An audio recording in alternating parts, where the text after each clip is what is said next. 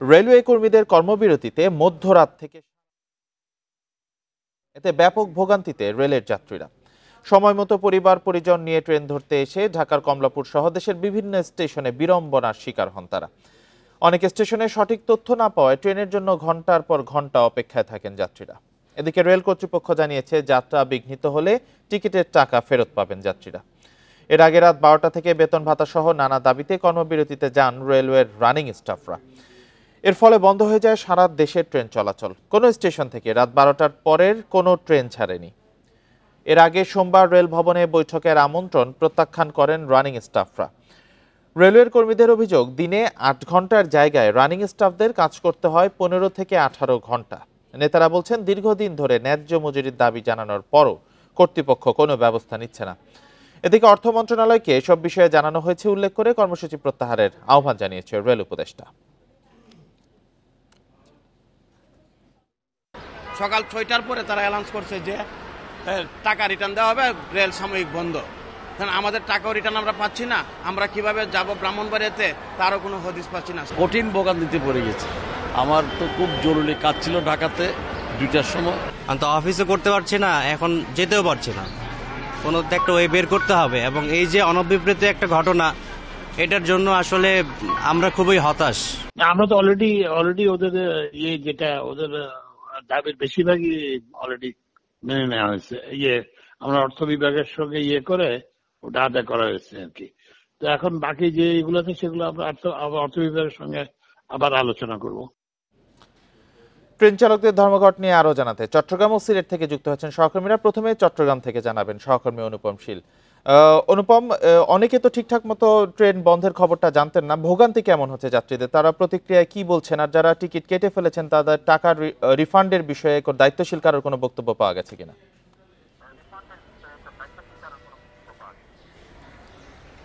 ইতিমধ্যে চট্টগ্রাম থেকে মোট 5টি ট্রেনের যাত্রা ইতিমধ্যে বাতিল করা হয়েছে। আমরা এখন চট্টগ্রাম রেলওয়ে স্টেশনে আছি এবং আমার পেছনে দেখতে পাচ্ছেন যে ট্রেনগুলো আসলে প্ল্যাটফর্মে অলস দাঁড়িয়ে আছে। অথচ এই ট্রেনগুলো কিন্তু ইতিমধ্যে দেশের বিভিন্ন গন্তব্যে, বিশেষ করে চট্টগ্রাম থেকে কক্সবাজার, সিলেট এবং ঢাকার অভিমুখে যাওয়ার কথা। তো আজকে সকালে প্রথমেই 6টায় চট্টলা এক্সপ্রেসের যাওয়ার কথা ছিল, সেটি আসলে যেতে পারেনি। তারপরে 7:30টায় সুবর্ণ এক্সপ্রেস, 7:45টায় কক্সবাজার এক্সপ্রেস, এছাড়াও সিলেটগামী পাহাড়িকা এক্সপ্রেস, এই ট্রেনগুলো কিন্তু এখনো পর্যন্ত যেতে পারেনি। আর বেলা 12টা পর্যন্ত চট্টগ্রাম থেকে মোট আরো 5টি বাতিল হলো, আরো 2টি ট্রেন আছে। তো আমরা যেটি ধারণা করছি যে হয়তো এই অবস্থা চললে তো অবশ্যই সেই ট্রেনগুলোর যাত্রা বাতিল করা হবে। এবং এখানে যে রিফান্ডের কথাটি বলছিলেন, যে টাকা রিফান্ডের ক্ষেত্রে আমরা প্রথম দিকে অর্থাৎ সকাল 7টার দিকে আমরা যখন এখানে যারা অপেক্ষমান যাত্রীরা ছিলেন তাদের সাথে কথা বলছিলাম, তারা বলছিলেন যে তাদেরকে আসলে রিফান্ডের ব্যাপারে কোনো তথ্য দেওয়া হচ্ছিল না। তবে আমরা দেখছি যে 7:30টার পরে এখানে স্টেশনে ঘোষণা দেওয়া হয়েছে, যারা অনলাইনে টিকিট কেটেছেন তাদেরকে অনলাইনে টাকা রিফান্ডের কথা বলা হয়েছে, এবং যারা অফলাইনে অর্থাৎ কাউন্টার থেকে টিকিট কেটেছেন তাদেরকে কাউন্টার থেকেই পুরো টাকা ফেরত দেওয়া হয়েছে। কিন্তু আসলে মূল বিষয়টি যাত্রীরা যেটি বলছেন, যে যেহেতু অনলাইনে তারা টিকিট কেটেছেন অনেকেই, এবং এখন সামগ্রিকভাবে অনলাইনে অনেক সুযোগ সুবিধা, সেক্ষেত্রে যেহেতু এই বিষয়টি সমাধান হচ্ছে না, রাতেই বা তাদেরকে এই বিষয়গুলো নোটিফিকেশন দেয়া বা কোনো মেসেজ পাঠানো, এই বিষয়গুলো দরকার ছিল, এবং এই জন্য যাত্রীরা আসলে ক্ষোভ প্রকাশ করেছেন। এবং সকাল থেকে এখানে অনেক যাত্রী আছেন যারা মূলত কক্সবাজার থেকে এখানে ভোরে এসে পৌঁছে আবার এখান থেকে ট্রেনে করে সিলেট বা কক্সবাজার, অনেকে আছেন ব্রাহ্মণবাড়িয়া, এই রুটগুলোতে যাতায়াত করার কথা। তাদের অনেকে কিন্তু একটা লম্বা সময় ধরে অর্থাৎ প্রায় 3-4 ঘন্টা প্ল্যাটফর্মে তাদেরকে অপেক্ষা করে শেষ পর্যন্ত এখন বিকল্প পথে 600 গন্তব্যে যেতে হচ্ছে। এই ভোগান্তিগুলো কিন্তু আছে। কিছুক্ষণ আগে এখানে ঢাকা থেকে ছেড়ে আসা ঢাকা মেইল, সেটি কিছুক্ষণ আগে পৌঁছেছে এবং স্বাভাবিকের চেয়ে কিছুটা দেরিতেই পৌঁছেছে। আমরা যেটি কথা বলছিলাম যে সেটি ঢাকা থেকে ছাড়তেই কিছুটা দেরি হয়েছিল, যে কারণে এটি আসলে যথাসময়ে এসে পৌঁছাতে পারেনি। আমরা অনেককে দেখেছি যারা চট্টগ্রাম থেকে এই ট্রেনগুলোতে চড়ে ঢাকা বিমানবন্দরের মাধ্যমে যারা মূলত দেশের বাইরে বিভিন্ন গন্তব্যে যাওয়ার কথা, তারা এক ধরনের ভোগান্তিতে বলেছে। অনেক রোগী আছেন যারা চিকিৎসার জন্য ঢাকা যাওয়ার কথা, তারাও নির্ধারিত ডাক্তারের যে শিডিউল সেটি মিস করার কথা বলছেন। অর্থাৎ সামগ্রিকভাবে একটি বড় ধরনের ভোগান্তিতে কিন্তু এখানকার যাত্রীরা পড়েছেন এবং তারা বলছেন যে যেহেতু এই দাবি দেওয়ার বিষয়টি বেশ কিছুদিন আগের এবং আগেই এটি নিয়ে আলোচনা করা সরকারের পক্ষ থেকে বা যারা আন্দোলনকারীরা আছেন তাদের সাথে আলোচনা করাটি দরকার ছিল, তাহলে হয়তো এই ভোগান্তিটা হতো না। কিন্তু এখন শেষ মুহূর্তে এসে এই যে ট্রেন বন্ধ, এটি সামগ্রিকভাবে যাত্রীদের ভোগান্তি তো বাড়ছেই, পাশাপাশি অনেকের জরুরি কাজের উপরও এক ধরনের প্রভাব তৈরি করছে।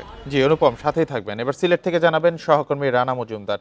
রানা, সিলেটে ইতিমধ্যে কতগুলো ট্রেনের যাত্রা স্থগিত হয়েছে এবং যাত্রীদের ভোগান্তি সম্পর্কে জানাবেন।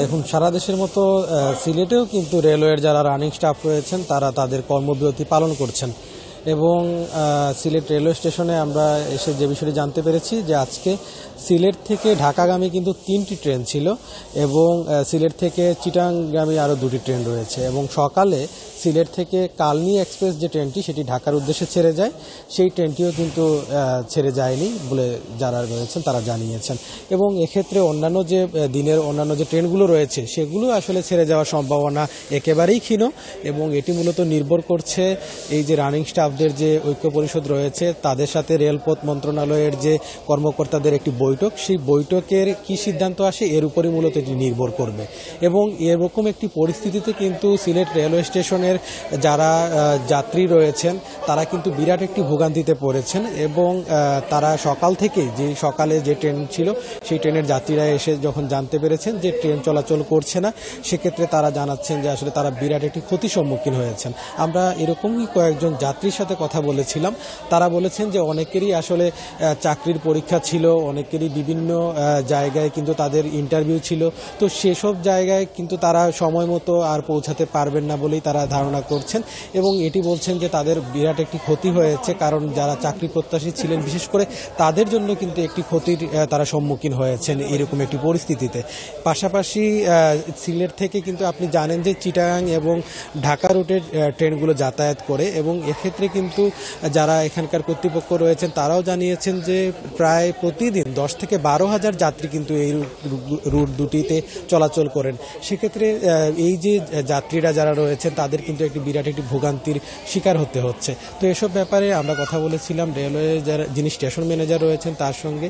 তিনি বলেছেন যে রেলওয়ে রানিং স্টাফদের এই যে ঐক্য পরিষদ থেকে ডাকা এই কর্মবিরতির কারণে যেহেতু যাত্রীরা ভোগান্তিতে পড়েছেন তারা এক্ষেত্রে অনেকটাই দুঃখ প্রকাশ করেছেন। তবে তিনি আরেকটা বিষয় উল্লেখ করেছেন যে বিআরটিসির পক্ষ থেকে হয়তো একটি বাস এখানে দেয়া হতে পারে যাতে করে যাত্রীরা তাদের যে গন্তব্য রয়েছে সেখানে যেতে পারেন। তবে যাত্রীরা বলছেন যে এ ব্যাপারে তারা কিন্তু এখন পর্যন্ত কোনো ধরনেরই তথ্য পাননি এবং তারা কোনো ধরনের আশ্বাস কিন্তু এ ব্যাপারে এখন পর্যন্ত পাননি।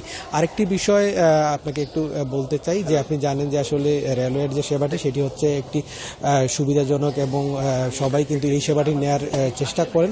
তো সেক্ষেত্রে সবাই কিন্তু বিভিন্নভাবে তারা এই যে ট্রেনের টিকিটগুলো ম্যানেজ করে তারা তাদের নির্ধারিত গন্তব্যে যাওয়ার চেষ্টা করে থাকেন। তো আগে থেকেই যখন তারা এভাবে চেষ্টা করে টিকিটটি সংগ্রহ করেছিলেন, তো এখন হঠাৎ করেই আসলে রেলওয়ে রানিং স্টাফদের এই কর্মবিরতির কারণে কিন্তু আসলে তারা অনেকটাই ভোগান্তির শিকার হয়েছেন। তো সবকিছু মিলিয়ে আসলে সিলেট রেল স্টেশন থেকে রানিং স্টাফদের কর্মবিরতি নিয়ে এই ছিল আমার কাছে সবশেষ। রেলের রানিং স্টাফদের কর্মবিরতির বিষয়ে সিলেট ও চট্টগ্রাম থেকে জানাচ্ছিলেন আমাদের সহকর্মীরা। কিছু সুপারিশ নিয়ে সংস্কার কমিশনের সঙ্গে নির্বাচন কমিশনের মতপার্থক্য দেখা দিয়েছে। কয়েকটি সুপারিশ বাস্তবায়ন হলে ইসির স্বাধীনতা খর্ব হবে বলে মনে করছেন প্রধান নির্বাচন কমিশনার। তবে এই দাবি মানতে নারাজ সংস্কার কমিশন। তারা বলছেন স্বাধীনতা খর্ব নয়, বরং নির্বাচন কমিশনের ক্ষমতা বাড়ানো ও জবাবদিহির আওতায় আনার সুপারিশ হয়েছে। নির্বাচন ব্যবস্থার সংস্কারের সুপারিশমালার সারসংক্ষেপ 15 জানুয়ারি প্রকাশ করে এর দায়িত্বে থাকা কমিশন, যা নিয়ে মধ্য ফেব্রুয়ারি থেকে রাজনৈতিক দলগুলোর সঙ্গে আলোচনা করবে অন্তর্বর্তী সরকার। সুপারিশে আছে নির্বাচন কমিশনাররা সাংবিধানিক দায়িত্ব পালনে ব্যর্থ হলে ও শপথ ভাঙলে মেয়াদ পরবর্তী সময়ে সংসদীয় কমিটির মাধ্যমে তদন্ত করে সুপারিশসহ প্রয়োজনীয় ব্যবস্থা নিতে রাষ্ট্রপতির কাছে পাঠানোর বিধান করতে হবে। ভবিষ্যতে সীমানা নির্ধারণে আলাদা স্বাধীন সীমানা নির্ধারণ কর্তৃপক্ষ গঠন ও জাতীয় পরিচয় নিবন্ধন সংস্থা নামে একটি স্বতন্ত্র স্বাধীন সংবিধিবদ্ধ সংস্থা গঠনের কথা বলা হয়েছে।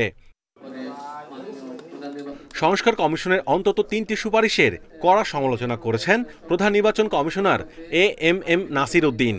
অনেকগুলো সুপারিশ আছে যেগুলো ইনকর্পোরেট করলে অ্যাকসেপ্টেড হলে ইলেকশন কমিশনের স্বাধীনতা খর্ব হবে, নো ডাউট অ্যাবাউট ইট। যেমন আমাকে যদি পার্লামেন্টারি স্ট্যান্ডিং কমিটির কাছে যেতে হয়, তাহলে আমার স্বাধীনতা থাকবে কোথায়?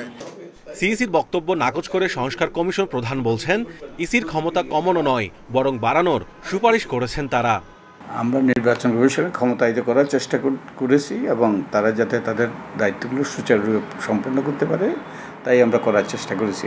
সীমা নির্ধারণ একটা প্রায়োগিক কাজ, টেকনিক্যাল কাজ, এবং এটার সঙ্গে পরিসংখ্যানবিদ, ভূগোলবিদ, জনমিতিকার এদের ইনভলভমেন্ট দরকার হয়। এবং এটা ইলেকশন কমিশন যখন করে তখন এক ধরনের বিতর্ক সৃষ্টি হয়, যেটা আমরা গত 15 বছরে অনেকবার দেখেছি। এবং এগুলো যদি বাস্তবায়ন হয়, ইলেকশন কমিশন প্রকৃত অর্থে একটা শক্তিশালী ইলেকশন কমিশনে রূপান্তরিত হবে। অতীতে দায়বদ্ধতার সুনির্দিষ্ট কোনো জায়গা না থাকায় নির্বাচন কমিশন নির্বাচনী অপরাধ করেও পার পেয়েছে। এই চিন্তা থেকেই ইসিকে দায়বদ্ধ করার সুপারিশ করা হয়েছে বলে মনে করে সংস্কার কমিশন। স্বাধীনতা মানে তো আমার যা ইচ্ছে তাই আমি করবো, তা হতে পারে না। এবং এই রকম একটা মেকানিজম যদি থাকতো তাহলে হয়তো অতীতে যে নির্বাচনগুলো হয়েছে সেই নির্বাচন যারা করেছেন তারা কিন্তু নিজেদেরকে প্রশ্ন করতেন যে আমাদেরকে কেউ দেখছে, মনিটরিং করছে, একটা বডি আছে, তখন তারা এই ধরনের নির্বাচন করার সাহস পেত না, হয়তো অনেকে পদত্যাগ করে চলেও যেত। ইসির জনবল ও বাজেটের দায়িত্ব সংসদীয় কমিটির হাতে দেওয়ার সুপারিশ নিয়েও মতবিরোধ দেখা দিয়েছে সিইসি ও সংস্কার কমিশনের মধ্যে। Mahmudul Hasan, independent news, Dhaka. Railway কর্মীদের কর্মবিরতিতে মধ্যরাত থেকে সারা দেশে ট্রেন চলাচল বন্ধ রয়েছে, এতে ব্যাপক ভোগান্তিতে রেলের যাত্রীরা। এ বিষয়ে আরো জানাতে কমলাপুর রেল স্টেশন থেকে যোগ দিয়েছেন সহকর্মী আল আমিন হোসেন। আল আমিন, এখন পর্যন্ত কতগুলো ট্রেনের যাত্রা বাতিল বা স্থগিত হয়েছে? যাত্রীদের ভোগান্তির প্রেক্ষিতে তাদের প্রতিক্রিয়া কি? রেলের পক্ষ থেকে এখন পর্যন্ত কোনো ট্রেনের যাত্রা বাতিল হয়েছে এরকম একটি সংখ্যা স্পেসিফিকভাবে বলা হয়নি। তারা শুধুমাত্র গণমাধ্যমে একটি টেক্সট পাঠিয়েছেন, তাতে তারা যেটি বলেছেন যে রেল চলাচল বিঘ্নিত হতে পারে, সেই ক্ষেত্রে যারা আজকে টিকিট কেটেছিলেন নানা গন্তব্যে যাওয়ার জন্য তাদের টাকা রিফান্ড, অর্থাৎ তারা তাদের টাকা ফেরত পাবেন, সেই রকম একটি টেক্সট তারা পাঠিয়েছেন। এখন মূলত যে যাত্রীদেরকে আপনি দেখতে পাচ্ছেন, কিছুক্ষণ আগেও একটি ট্রেন এখানে এসেছে, সেটি হলো গতকালকে তারা 12টার আগে বিভিন্ন গন্তব্য থেকে যে ট্রেনগুলো কমলাপুরের উদ্দেশ্যে ছেড়ে এসেছে সেই ট্রেনগুলো মূলত পর্যায়ক্রমে ঢুকছে, কমলাপুরের অভ্যন্তরে প্রবেশ করছে। এর বাইরে আপনি নিশ্চয়ই দেখতে পাচ্ছেন যে সমস্ত ট্রেনগুলো আন্তনগর সহ যেই ট্রেনগুলো রয়েছে সবগুলোই মূলত এখানে কমলাপুরের যে স্টেশন রয়েছে কিংবা কমলাপুরের যে শেড রয়েছে সেই শেডে দাঁড়ানো অবস্থায় রয়েছে। আমরা আন্দোলনকারীদের সঙ্গে কথা বলেছিলাম, তারা যেটি বলছেন যে তাদের আনুতাসিক এবং মাইলেজ যে সংকট রয়েছে সেই সুবিধা, সেই দাবি না মানা পর্যন্ত আন্দোলন চলবে। এরই ধারাবাহিকতায় গতকালকে থেকে শুরু করে দফায় দফায় যারা আন্দোলনকারী, বিশেষ করে রানিং স্টাফদের সঙ্গে কথা বলার চেষ্টা করেছেন। রেল মন্ত্রণালয় গতকালকে তাদের একটি বৈঠক হওয়ার কথা ছিল, সেই বৈঠকই তারা বয়কট করেছেন। পাশাপাশি রেল উপদেষ্টার সঙ্গেও আমাদের কথা হয়েছে, তিনিও বলেছেন যে তাদের যেই সমস্ত দাবি দেওয়া তার বেশিরভাগই পূরণ করা হয়েছে, অতএব এই মুহূর্তে তাদের এই কর্মসূচি থেকে ফিরে আসার আহ্বান জানিয়েছেন। রেল সংশ্লিষ্টরা, বিশেষ করে রানিং স্টাফদের যে সংগঠন রয়েছে সেই সংগঠনের সাধারণ সম্পাদক মোহাম্মদ মজিবুর রহমান, তিনি বলেছেন যে এই সমস্যা 2022 সাল থেকে, অতএব এবার তারা এর আগেও বেশ কয়েক দফা আন্দোলন করেছেন, সেই আন্দোলনে কোনো সুরাহা হয়নি, অর্থাৎ এক এক সময় এক এক কথা বলে তাদেরকে আন্দোলন থেকে সরিয়ে আনা হয়েছে, কিন্তু যেই অর্থ মন্ত্রণালয় থেকে তাদের আলাদা আগের যেই প্রজ্ঞাপন ঘোষণা করা হয়েছে সেটি বাতিল না করা পর্যন্ত তাদের এই কর্মসূচি চলবে। তারা যেটি বলছেন যে আনুতাসিক যে সুবিধা সহ পেনশনে তারা 75% অতিরিক্ত টাকা পান, এর বাইরে প্রতি 100 কিলোমিটার চলার পর তারা একদিনের অতিরিক্ত বেতন পান, সেই সব বিষয়গুলো বহাল না থাকা পর্যন্ত আন্দোলন চলবে। এদিকে এই ঘটনায় তীব্র ভোগান্তিতে রয়েছেন যাত্রীরা। তারা যেটি বলছেন, সচেতন যাত্রীদের কেউ কেউ বলার চেষ্টা করেছেন যে মাইলেজ, অর্থাৎ অনেক সময় ট্রেন স্লো চালিয়ে তারা আসলে মাইলেজটাকে বেশি দেখান, ট্রেনের গতি কমিয়ে দিয়ে অনেক সময় মাইলেজের টাকা নেওয়ার জন্য কেউ কেউ এমন করছেন কিনা এরকম একটি প্রশ্ন তারা দিয়ে গেছেন। তবে সবচেয়ে বড় ভোগান্তিতে রয়েছেন যাত্রীরা। সারা দেশেই মূলত ট্রেন চলাচল যেটি কার্যত সেটি অচল হয়েছে, এর মধ্য দিয়ে ট্রেনের যে সমস্ত পণ্য পরিবহন হয় থাকে, বিশেষ করে চিটাগং বন্দর থেকে ঢাকায় যে বিভিন্ন পণ্য আসে সে পণ্যগুলো পণ্য পরিবহন এখন পর্যন্ত বন্ধ হয়েছে। একদমই কিছুক্ষণ পরে বিভিন্ন গন্তব্য থেকে কিংবা দূর থেকে আন্তনগর যে ট্রেনগুলো সে থামে, অর্থাৎ গতকাল রাত 12টার আগে থেকে যে সমস্ত ট্রেনগুলো নানা গন্তব্যে বিশেষ করে ঢাকার উদ্দেশ্যে ছেড়ে আসছে বিভিন্ন জায়গা থেকে, সেই ট্রেনগুলো আসা ছাড়া আমরা দেখেছি বেশ কিছু যাত্রী ট্রেনের অভ্যন্তরে অর্থাৎ কমলাপুর রেল স্টেশনের মাঝখানে তারা বসে সেখানে তারা অপেক্ষা করছেন আসলে এই সমস্যার কোনো সমাধান হবে কিনা।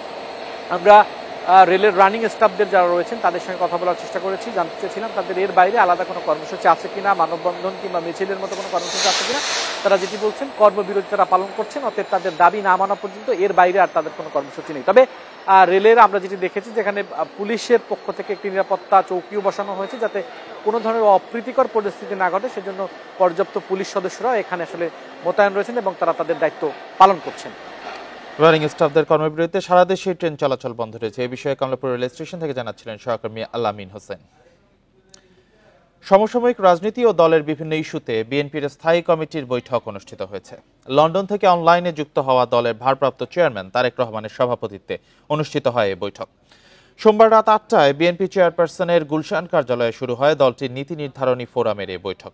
এতে উপস্থিত ছিলেন দলটির মহাসচিব মির্জা ফখরুল ইসলাম আলমগীর, স্থায়ী কমিটির সদস্য ডক্টর আব্দুল মঈন খান, আমির খসরু মাহমুদ চৌধুরী, সালাউদ্দিন আহমেদ, গয়েশ্বর রায়, হাফিজ উদ্দিন আহমেদ এবং সেলিমা ইসলাম। বিএনপি সূত্রে জানা যায় দলের প্রাথমিক সদস্যপদ নবায়ন কার্যক্রম ত্বরান্বিত করা, ৩১ দফাকে তৃণমূল মানুষের কাছে নেওয়া সহ দল সুসংগঠিত করার বিভিন্ন বিষয়ে আলোচনা হয়। এছাড়া দ্রুত নির্বাচনের দাবি জোরালো করতে সমমনা বিভিন্ন দলের সাথে যোগাযোগ বাড়ানোর বিষয়েও আলোচনা হয় বৈঠকে।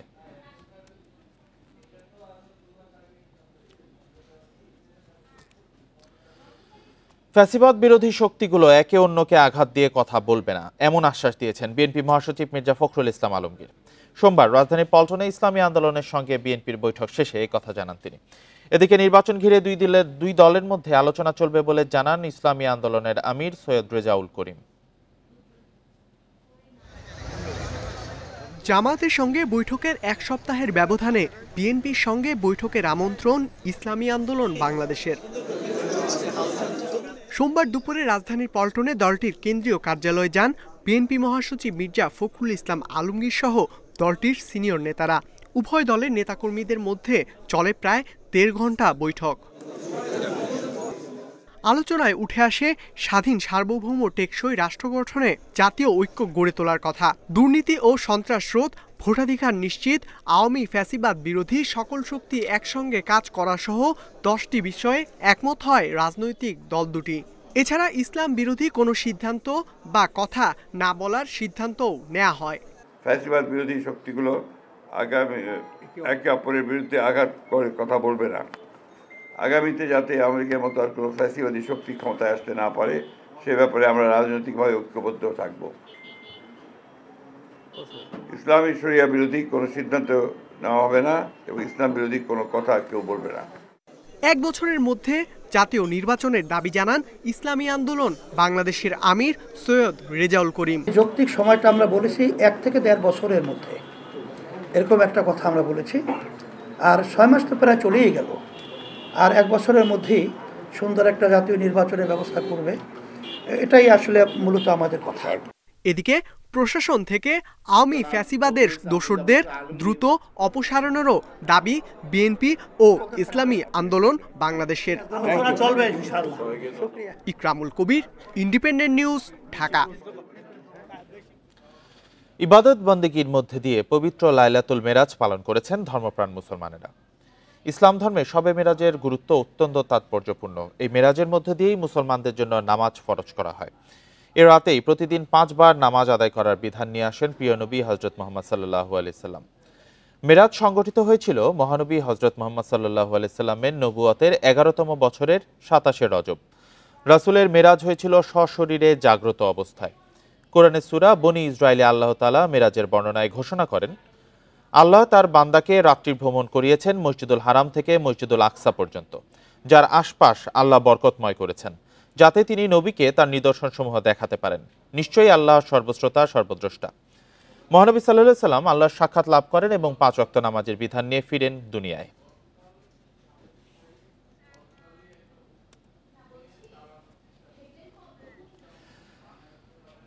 খুলনায় ট্যাঙ্ক লরি শ্রমিক নেতাকে গ্রেপ্তারের প্রতিবাদে দ্বিতীয় দিনের মতো ধর্মঘটে শ্রমিকরা।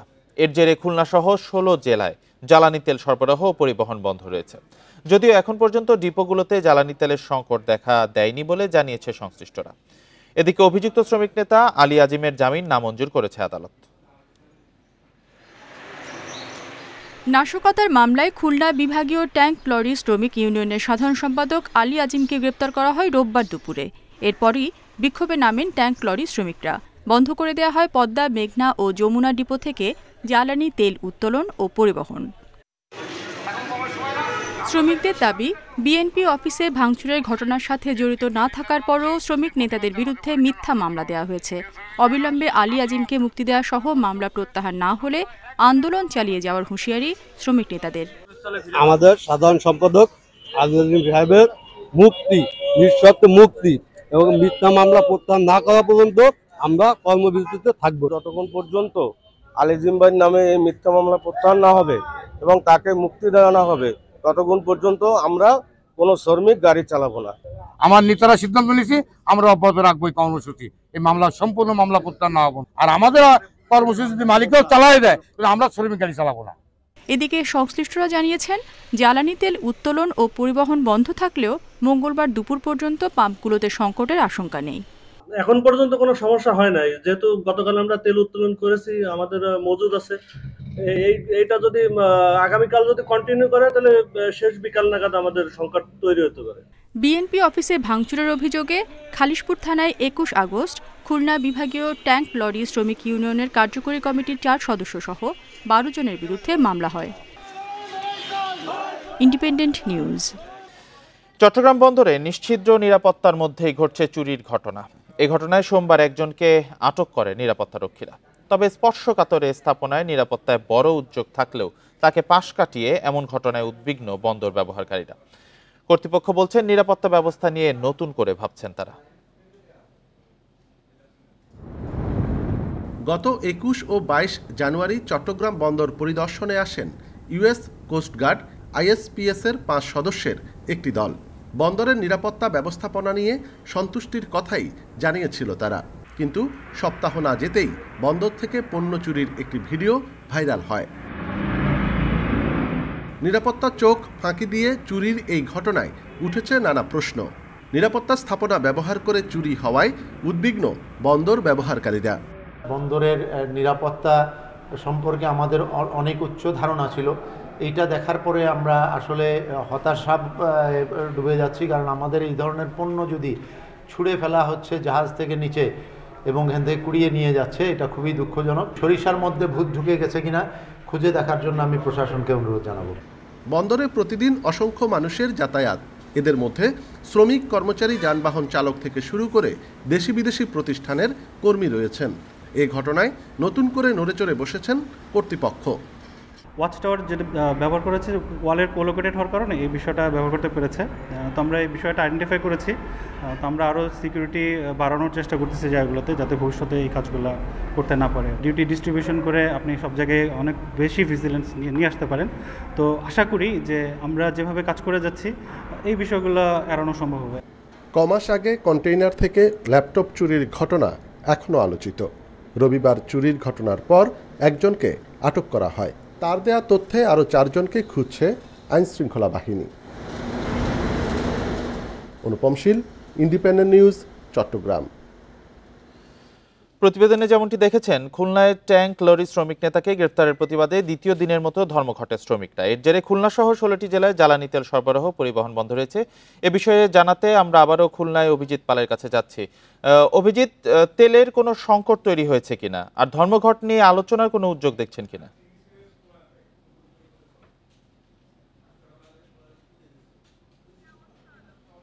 তারা তাদের যে স্টকে তেল আছে সেটা প্রায় শেষ পর্যায়ে চলে এসেছে। কিছু কিছু পাম্পে যেমন মকটেন এবং ডিজেল পাওয়া যাচ্ছে না। এই সংকটগুলো রীতিমতো তৈরি হয়েছে এবং তারা বলছে যে তারা যদি আজকে বা আজকের মধ্যে যদি তেল উত্তোলন করতে না পারেন এবং তাদের স্টক যদি শেষ হয়ে যায়, তাহলে সেই ক্ষেত্রে আরো ভোগান্তিটা বাড়বে বা প্রকৃতিতে আরো বিপর্যয়ের দিকে যাবে। আমরা এখন আছি আপনার মেঘনা তেল ডিপোতে। আপনি দেখতে পাচ্ছেন যে মেঘনা তেল ডিপো অন্যান্য সময় এখানে পুরো ট্যাঙ্ক লরির যে ভিড় থাকে, সে লাইন থাকে, সেই সারিবদ্ধ লাইন কিন্তু এখন দেখা যাচ্ছে না, একেবারে ফাঁকা পড়ে আছে। এবং আমরা এখানকার যারা শ্রমিকরা রয়েছেন আমরা তাদেরকে দেখছি যে তারা অনেকটা নিরিবিলি তারা বসে আছেন এবং অনেক খোশ মেজাজি রয়েছেন তারা, কারণ তারা তাদের যে ট্যাঙ্ক লরি যেহেতু চলছে না, অতএব তারা একেবারেই কর্মহীন অবস্থায় বসে আছেন। এর প্রভাবে সাধারণ মানুষদেরকে তো ভোগান্তিতে পড়তেই হচ্ছে। আমরা সাধারণ মানুষের সাথে আমরা কথা বলেছি, তারা আমাদেরকে যেটা জানিয়েছেন যে এইখানে যে ধরনের যে কার্যক্রমগুলো চলছে, এই কার্যক্রম যাতে করে তারা যে ভোগান্তিতে পড়ছে, এরকম ভোগান্তি তাদেরকে না ফেলে যাতে করে এই দাবি দেওয়াগুলো সমাধান করা যায়, সেই বিষয়ের দিকে তারা কর্তৃপক্ষের দিকে নজর দিয়েছেন। তবে শ্রমিক নেতৃবৃন্দ এবং যে যারা সাধারণ প্রশাসনের পক্ষ থেকে এখনো পর্যন্ত এই কর্মবিরতি প্রত্যাহারের ব্যাপারে কিন্তু কোনো ধরনের কোনো প্রকার কোনো বৈঠক বা কোনো আলোচনা এখনো পর্যন্ত উদ্যোগ আমরা এখন পর্যন্ত দেখতে পাইনি। অর্থাৎ সাধারণ মানুষের ভোগান্তি কিন্তু আরো বাড়বে যদি আজকের মধ্যে এই তেল ডিপোগুলো থেকে যদি তেল উত্তোলন করা না যায়। এবং আমরা সাধারণত এখানকার শ্রমিক নেতৃবৃন্দরাও বলেছেন যে তাদের দাবি না মানা পর্যন্ত তারা এই কর্মবিরতি চলমান রাখবে।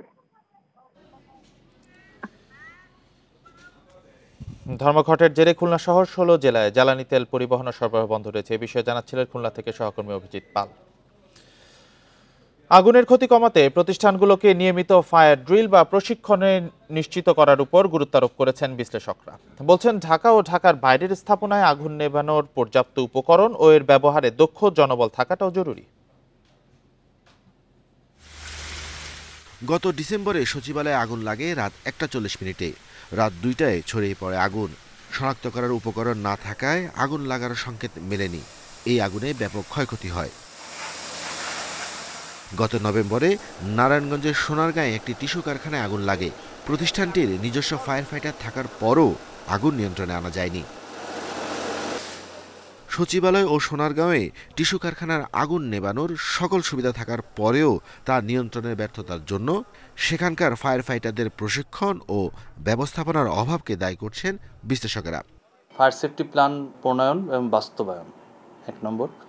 2 নম্বর হচ্ছে প্ল্যানে যেটা উল্লেখ করা হয়েছে সেটা ক্রয় এবং বাস্তবায়ন করা। 3 নম্বর হচ্ছে নিয়মিত প্রশিক্ষণের মাধ্যমে ওই ভবনের যারা বাসিন্দা রয়েছেন, যারা ইউজার এন্ডে প্রাথমিকভাবে সব কার্যক্রম করার জন্য রেডি থাকা। ঘটনা তদন্তে করা সরকারি বেসরকারি কমিটিগুলোর সুপারিশ বাস্তবায়ন না করায় অগ্নি দুর্ঘটনা কমানো যাচ্ছে না। অনেক জায়গায় দেখা যাচ্ছে যে আপনার ব্যবস্থা আছে কিন্তু সেটা কার্যকর না। এবং আমি অনেক ইন্ডাস্ট্রিতে দেখেছি তারা কোটি কোটি টাকার ইকুইপমেন্ট কিনছে, ফায়ার ইকুইপমেন্ট, কিন্তু প্রয়োজনের সময় দেখা যাচ্ছে বন্ধ। কারণ হচ্ছে যে আপনার ফলস অ্যালার্ম দেয়, এই জন্য তারা অ্যালার্ম সিস্টেমটাকে বন্ধ রাখছে। ট্রেনিংয়ের ব্যবস্থা থাকতে হবে, তারপরে হচ্ছে যে আপনার সচেতনতাও গ্রো করতে হবে। অগ্নি নিরাপত্তা নিশ্চিতে প্রতিষ্ঠানগুলো বিনিয়োগে আগ্রহী নয় মন্তব্য করে বিশ্লেষকদের পরামর্শ, নিয়মিত ফায়ার ড্রিল বা প্রশিক্ষণ নিশ্চিত করা গেলে অগ্নিকাণ্ড অনেকাংশে কমিয়ে আনা সম্ভব। Arafatur Rahman, independent news, Dhaka. নানা সংকট কাটিয়ে বোরো মৌসুমের ধান আবাদ করছেন চাষিরা। এবার সার, শ্রমিক সহ প্রয়োজনীয় উপকরণের অস্বাভাবিক দাম বৃদ্ধি চাপে ফেলেছে চাষিকে। খরচ বেশি হয়, বেড়েছে লোকসানের আশঙ্কা।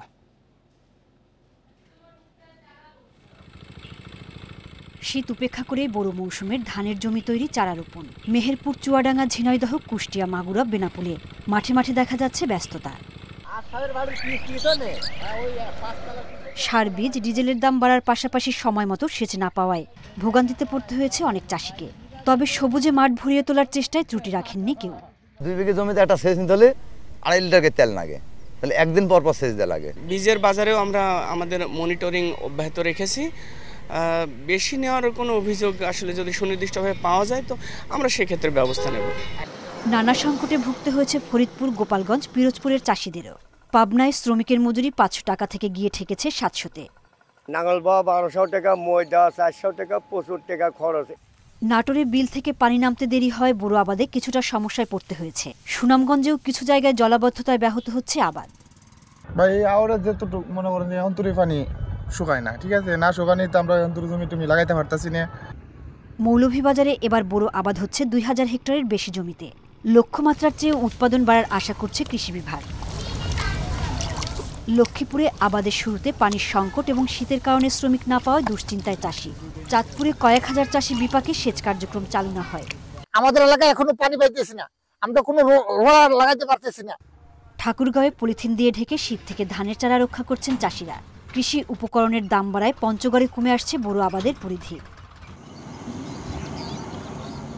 কৃষি উপদেষ্টা জানিয়েছেন সারের কোনো সংকট নেই, কেউ সংকট তৈরির চেষ্টা করলে কঠোর ব্যবস্থা নেওয়া হবে। যদি কেউ সারের কৃত্রিম সংকট করার চেষ্টা করে, আমি আইন শৃঙ্খলা বাহিনী এবং ডিভিশনাল কমিশনার সাহেব আছে, তাদের বলবো তাদের এগেনস্টে প্রপার অ্যাকশন নেওয়ার জন্য। শেরপুরে বন্যার ক্ষতি কাটিয়ে উঠতে বোরো আবাদ বাড়ানোর পরামর্শ দিচ্ছে কৃষি অফিস। জেলায় চলতি মৌসুমে ৯১,৯০০ হেক্টর জমিতে চাষের লক্ষ্যমাত্রা নির্ধারণ করা হয়। সোহেলি জাহান, ইন্ডিপেন্ডেন্ট নিউজ। সুনামগঞ্জে বেশিরভাগ অগভীর নলকূপে পানি উঠছে না, এমনকি সরকারিভাবে স্থাপন করা বেশিরভাগ নলকূপ অকেজো হয়ে পড়েছে। স্থানীয়রা বলছেন ভূগর্ভস্থ পানির স্তর নিচে নেমে গেছে, তাই সুপেয় পানির সংকটে পড়েছেন জেলার কয়েক লাখ মানুষ। অনাবৃষ্টি, নদীনালা ও খালবিল ভরাট হয়ে যাওয়ায় নিচে নেমে গেছে সুনামগঞ্জের ভূগর্ভস্থ পানির স্তর। এতে শুষ্ক মৌসুমে জেলার সদর, শান্তিগঞ্জ, বিশ্বম্বরপুর, দোয়ারাবাজার, ছাতক, জগন্নাথপুর, ধর্মপাশা ও তাহিরপুরের হস্তচালিত অনেক নলকূপে উঠছে না পানি। আর ২২ মাসে কিছু পানি আয় ওইটা কি আমরা ৭-৮ গড়ের অনেক কষ্ট, মানে অন্য গড়ান থেকে পানি খাইতে হয়। মানে আমরা শান্তি নাই, আমরা এটা বইয়া দিছে ঠিক, আমরা পানি তো খাইতাম না। ইটাও নষ্ট হবে, আরো ২টা ইটাও নষ্ট। স্থানীয়দের অভিযোগ, কয়েকটি প্রকল্পের মাধ্যমে গত ৫ বছরে জেলার ১২ উপজেলায় ৫,০০০-এর বেশি নলকূপ স্থাপন করে আওয়ামী লীগ সরকার, কিন্তু কারিগরি ত্রুটি ও অনিয়মের কারণে বেশিরভাগ হয়ে পড়েছে অকেজো। এতে সংকট আরও বেড়েছে। পানি তুলে দিয়ে গেছে, বেড়াতে পরের দিনে পানি নাই, আমরা পানি খাইতাম পারছি না। তারা স্বার্থের লেগে এটা করছে, আর আমরা এই দুর্ভোগে ফেলেছি। যতগুলো টিউবওয়েল আইছে, একটা টিউবওয়েলও পানি নাই।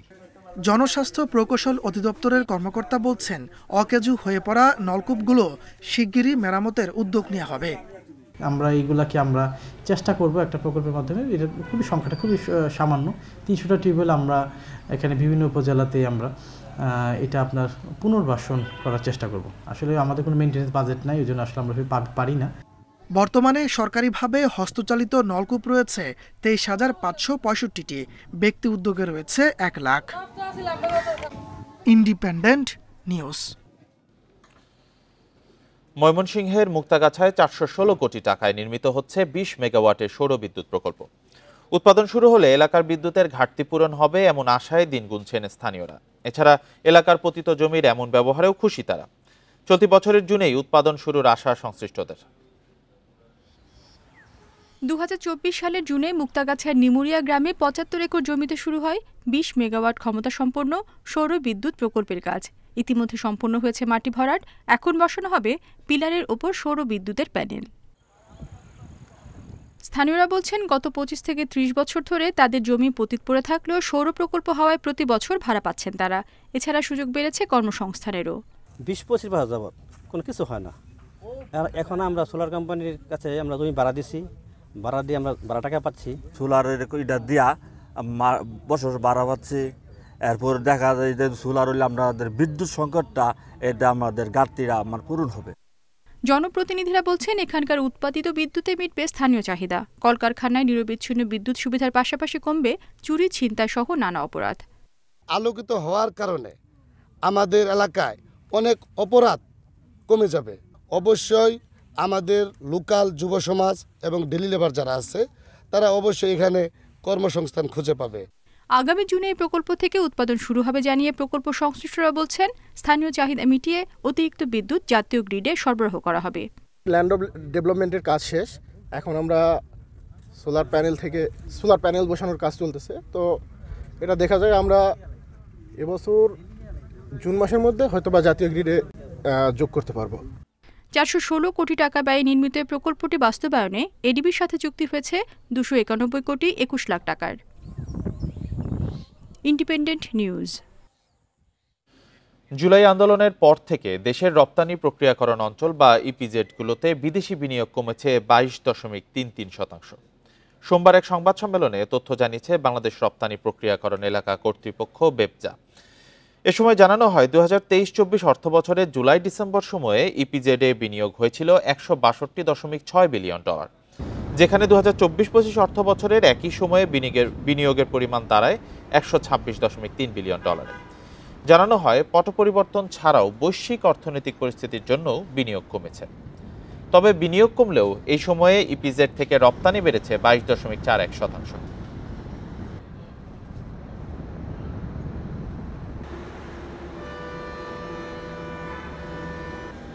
আর এই ছিল এখনকার সংবাদে।